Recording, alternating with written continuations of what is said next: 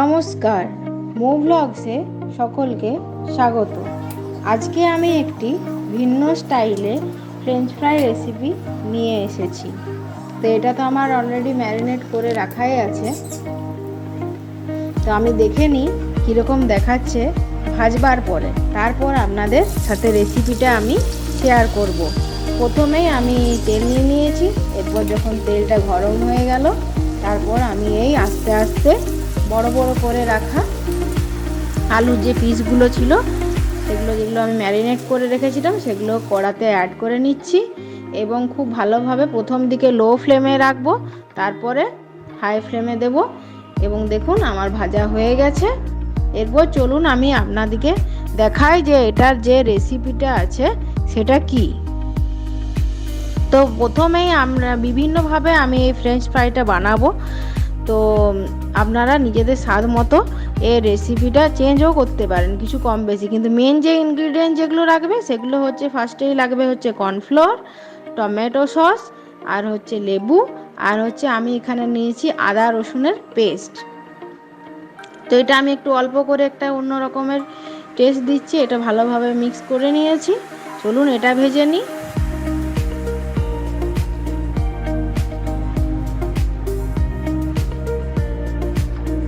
এরপর লেবুর রসটা অ্যাড করে নিচ্ছি, একটু ট্যাঙ্গি ফ্লেভার আসবে এতে। এরপর এটা একটা অন্য মিক্সচার করছি। এটা বলে দিচ্ছি এটা আমি ময়দা দিয়ে করেছি, আর চিলি ফ্লেক্স দিয়েছিলাম, আর হচ্ছে অরিগানো পাউডার দিয়েছিলাম। এটা এইভাবে করেছি তাহলে যাতে অরিগানোর ফ্লেভারটা আসে। আর আরেকটা বানিয়েছিলাম, সেটা হচ্ছে যে পুদিনা ফ্লেভার আনার জন্য পুদিনা পাতাকে ছোট ছোট করে কুচি কুচি করে। আস্তে আস্তে আপনারা দেখতেই পাবেন কি করেছি। তবে মেন ইনগ্রিডিয়েন্ট যে চারটে লাগবে সেটা আপনাদের সাথে দেখিয়ে দিলাম। সেটা হচ্ছে কর্নফ্লোর, টমেটো সস, আর হচ্ছে সামান্য লেবু, নুন, আর হচ্ছে সামান্য চিলি পাউডার।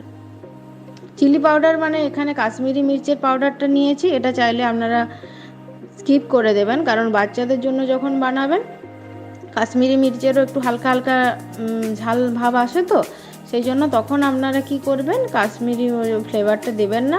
পুদিনা ফ্লেভার বা হচ্ছে সামান্য অরিগানো পাউডার দিয়ে দিতে পারেন।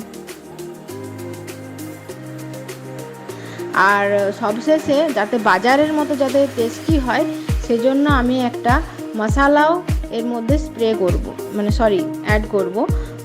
তো সেটাও আপনাদের সাথে শেয়ার করব। তো আপনারা ভিডিওটা দেখতে থাকুন কিভাবে আমি বানাচ্ছি।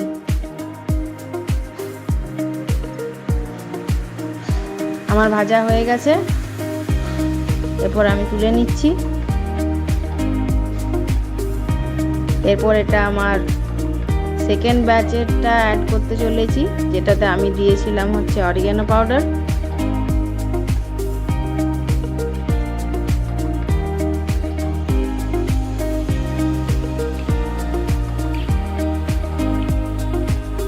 এটাতে অরিগানো টেস্ট আসবে। আরেকটা করেছিলাম পুদিনা ফ্লেভার বাড়ির কচি কাচাদের জন্য, যাদের ঝাল লাগতে পারে, সেটাতে আমি কাশ্মীরি মির্চও অ্যাড করিনি। চলুন এইভাবে সবগুলো ভেজে নিই ব্যাচ বাই ব্যাচ।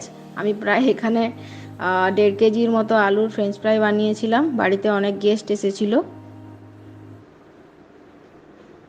আর এটা সার্ভ করলে যারা গেস্ট আসে তাদেরও দেখবেন ভালো লাগবে, এবং খুবই ইজি রেসিপি। আগের থেকে জাস্ট প্রস্তুতি নিয়ে রাখলেই হলো, তাহলে গরম গরম সার্ভ করতে পারবেন। এবং খুব সুন্দর মুচমুচে আর ক্রিস্পি হয়েছিল। এটাতে আমি একটুকু বেসনের পরিমাণটা দিয়েছিলাম। তো যাই হোক, ভাজা হয়ে গিয়েছিল। এরপর আমি কি করলাম, এগুলোকে আরেকবার ফ্রাই করে দিলাম, দোভাজি করে নিলাম, যাতে করে এটার এই ক্রাঞ্চনেসটা অনেক দিন পর্যন্ত থাকবে এটা এবং নষ্ট হবে না।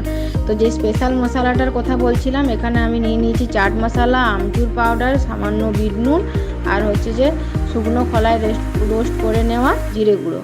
তো এগুলো কি করব, ভেজে তুলে নেওয়ার সাথে সাথেই আমি এই স্পেশাল মশলাটা অ্যাড করে নেব, যাতে করে খুব ইজিলি এগুলো এতে স্টিক করে যাবে। কারণ আমি যদি ঠান্ডা হওয়ার পরে যদি আমি অ্যাড করি তাহলে মশলা আর এই ফ্রাইটা মিক্স হবে না। সেই জন্য নামাবার সাথে সাথেই আমি আমার এই চাট মশলাটা অ্যাড করে নেব।